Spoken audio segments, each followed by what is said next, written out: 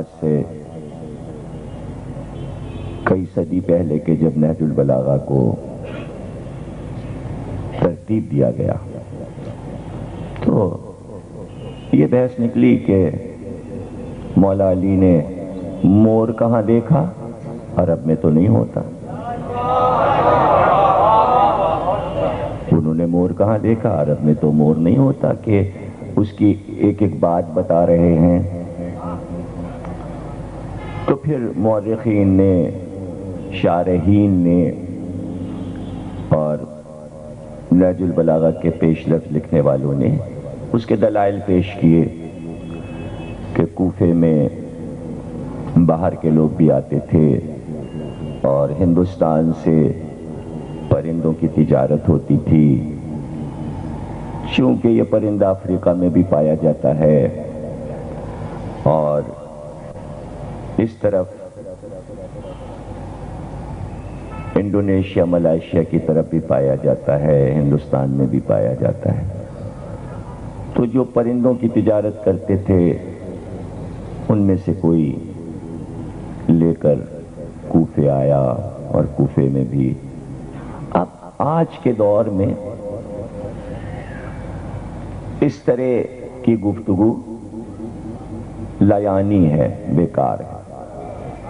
اس لیے کہ اب مثلا ابھی کویت میں میں نے دیکھا کہ ایک صحرا ہے، جزیرہ ہے، لیکن وہاں کئی ہزار، کئی لاکھ کبوتر ایک جگہ پر موجود ہیں. مارکیٹ میں ان کے لیے ایک صحن بنا ہوا ہے جس میں وہ اترتے ہیں. چھوٹی چڑیاں ہیں، ہنس ہیں، بگلے ہیں.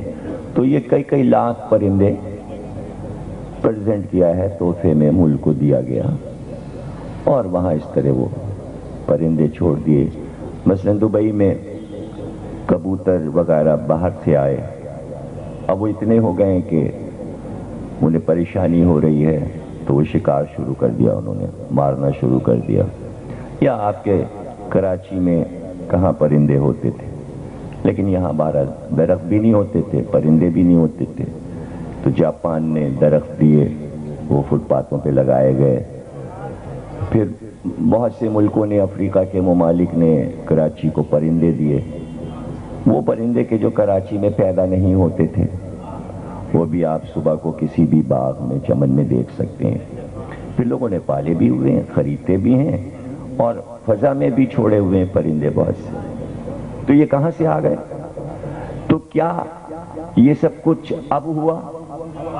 کیا پہلے نہیں تھا؟ یعنی آج یہ چھوٹی چھوٹی حکومتیں جس ملک میں زیادہ چیزیں پائی جاتی ہیں اسے خرید کے اپنے ملک میں چھوڑ دیتے ہیں. تو ہو سکتا ہے کہ یہ نظام علی نے ہی رائج کیا ہو کہ پرندے منگاتے ہوں باہر سے اور عراق میں، عرب میں، کوفے میں ان پرندوں کو آزاد کر دیا جاتا ہو. کیا یہ امکان میں نہیں ہے؟ تو اس میں مور بھی منگایا گیا ہوگا. اچھا، اور اگر نہ بھی منگایا گیا ہو اور مولا نے مور نہ دیکھا ہو تو جو جنت کا حال بیان کر رہا ہو، جو صراط کے بارے میں بتا رہا ہو، تو جنت میں، اس دنیا میں جنت کہاں پائی جاتی ہے؟ یہ سوال بھی یہ کسی نے نہ پوچھا کہ علی جنت کا جو حال بیان کر رہے ہیں تو کیا کوفے میں جنت تھی؟ مور کو پوچھ لیا. تو یہ چھوٹی ذہنیتیں، یہ کیوں؟ تاکہ اس تقریر کی خوبصورتی اور اس کے حسن سے ذہن ہٹ جائے اور اس میں کھو جائے کہ ہاں یہ کہاں سے مور کہاں سے آ گیا اور علی نے مور کہاں دیکھا. اسی طرح شیر کا مسئلہ ہے کہ عرب میں شیر نہیں ہوتا، لیکن کیا عرب والے شیر سے واقف نہیں تھے؟ 90% نام تو شیر کے نام پہ رکھے جاتے تھے. شیر نہیں ہوتا لیکن شیر کی ساری حالتیں اور ان کے نام عرب میں موجود تھے. اسد نام بھی تھا، عباس نام بھی تھا، لیث نام بھی تھا، حمزہ نام بھی تھا، عابس نام بھی تھا، غضنفر نام بھی تھا، زیغم نام بھی تھا. تو یہ سب شیر کے ہی تو نام ہیں۔ پھر قرآن نے بھی ہاں سوال یہ نہیں کرنا چاہیے کہ علی نے مور کہاں دیکھا، دیکھیے سوال میں ایک کرتا ہوں اور یہ سوال لکھ لیجئے آپ، قرآن میں مور کا ذکر نہیں ہے، سوال یہ ہے، یہ کتنا اچھا سوال ہے، یعنی قرآن کہہ رہا ہے اور سب کہہ رہے ہیں کہ ہر خشک و تر قرآن میں ہے، تو کیا خشک و تر میں مور نہیں ہے؟ تو اللہ نے قرآن میں مور کا ذکر کیوں نہیں کیا؟ تو پھر اب یہ بتائیے اس کا کیا ہوگا کہ فلاں چیز قرآن سے ثابت کیجئے، اس کا تو میں اتنا آپریشن کروں گا اس لفظ کا،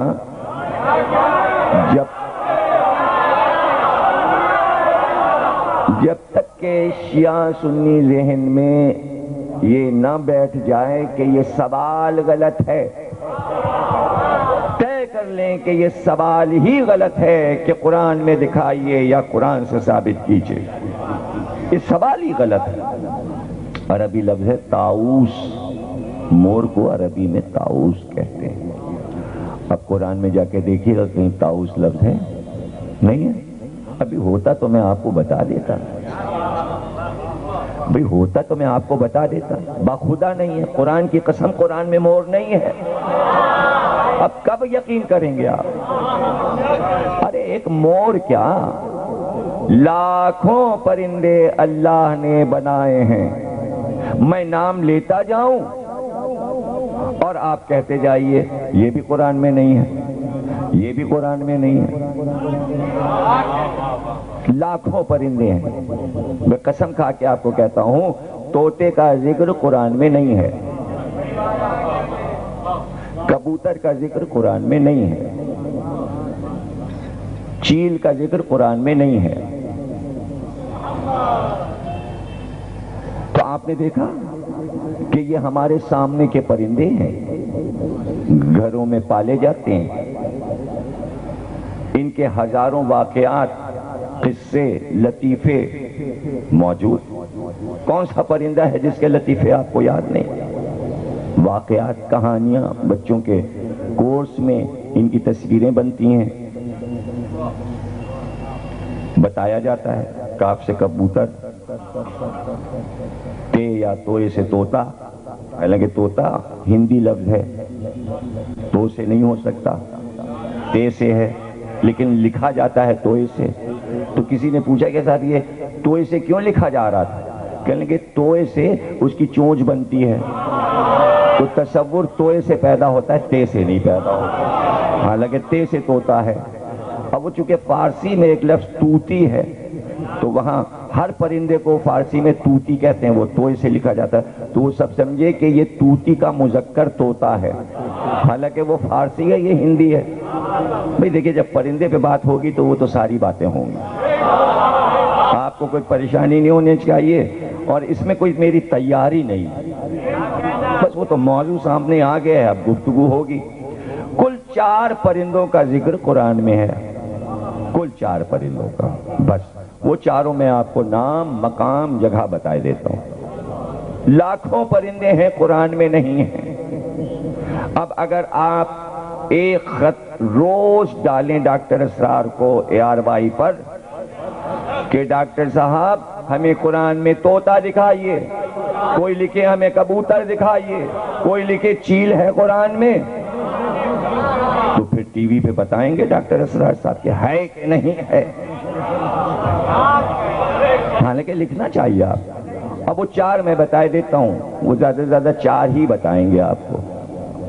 ایک تو حدود کا ذکر ہے قرآن میں، بس ایک جگہ، کل ایک جگہ۔ پھر دوسرا پرندہ کوا ہے، اس کا 2 جگہ پر ہے، 2 جگہ، ایک ہی مقام پر 2 جگہ اس کا نام آیا ہے کوے کا، 2 پرندے ہو گئے۔ اور ایک جگہ 30ویں پارے میں ابابیل کا ذکر آیا ہے، تیسرا پرندہ ہو گیا۔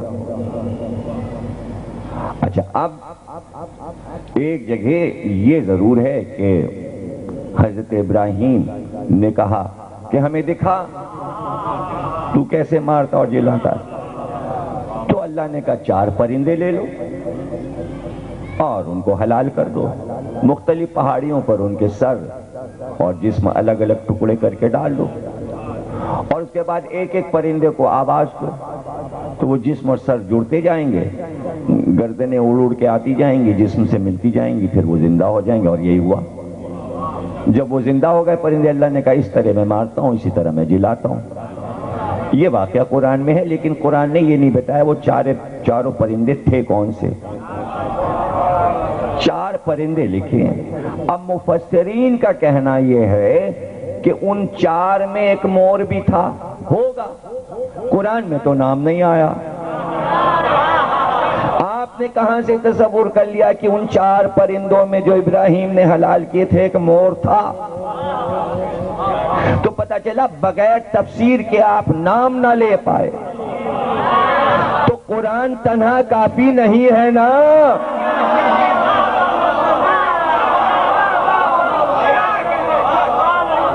قرآن تنہا کافی نہیں ہے۔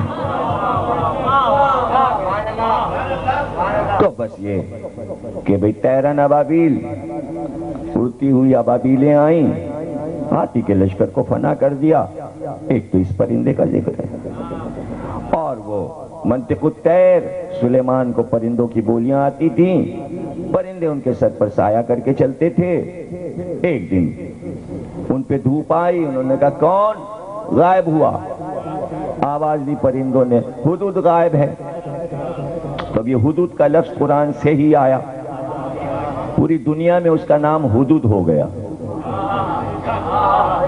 وہ تاج والا پرندہ، اس کا جو میٹر ہے یہ 12 انچ کا ہوتا ہے، اس کی جو نپائی کی گئی ہے 12 انچ۔ کوے کا ذکر قرآن میں، اس کی لمبائی 18 انچ ہوتی ہے، لیکن قرآن میں تو نہیں لکھا کہ کوا 18 انچ کا ہوتا ہے اور حدود 12 انچ کا ہوتا ہے، پیمائش تو نہیں لکھی۔ لیکن اگر کوئی پوچھے کہ بھئی حدود کا ذکر قرآن میں کئی انچ کا ہوتا ہے، قرآن میں دکھائیے۔ بھائی ہر بات قرآن میں نہیں لکھی، قرآن میں ہر بات نہیں لکھی، کچھ تو ہم بتائیں گے نا۔ ہمارے بغیر قرآن کافی نہیں ہے۔ جب ہمارے بغیر قرآن کافی نہیں ہے تو اہل بیت کے بغیر کیسے کافی ہو جاتا؟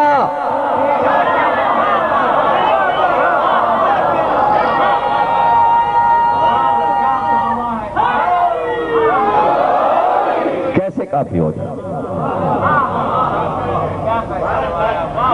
تو اگر کوئی یہ کہے کہ قرآن میں مور کا ذکر دکھاؤ تو آپ یہ کہہ سکتے ہیں کہ نہج البلاغہ میں ہے، یہ ہے جواب۔ یعنی جو قرآن میں نہیں ہے وہ نہج البلاغہ میں ہے، اس لیے کہ قرآن اور علی 2 چیزیں چھوڑی ہیں، صرف قرآن نہیں چھوڑا۔ جو قرآن میں نہیں ہوگا وہ اہل بیت میں ہوگا۔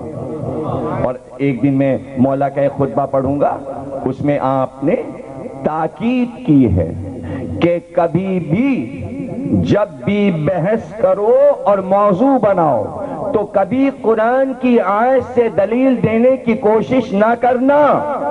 سنیے غور سے، خطبہ سناؤں گا میں نہج البلاغہ کا۔ مولا نے کہا ہمیشہ دلیل میں حدیث پیغمبر پیش کیا کرو، اس لیے کہ آیت اگر پیش کرو گے تو ذلیل ہو جاؤ گے، اس لیے کہ تمہیں نہیں پتا یہ آیت محکم ہے یا متشابہ، تم نہیں جانتے۔ وہ تو مار ڈالا قابیل نے حابیل کو اور لاش لیے پھرا، تب اللہ نے 2 کووں کو بھیجا، ایک نے دوسرے کو مارا، مارنے کے بعد چوٹ سے ایک کوے نے قبر کھودی، کھود کے دوسرے کوے کو گاڑا، تو قابیل نے کہا ہائے میں تو کوے سے بھی گیا گزرا ہو گیا کہ میں اس لاش کے لیے گھوم رہا ہوں، مجھے یہ نہیں معلوم کہ اسے دفن کرنا ہے۔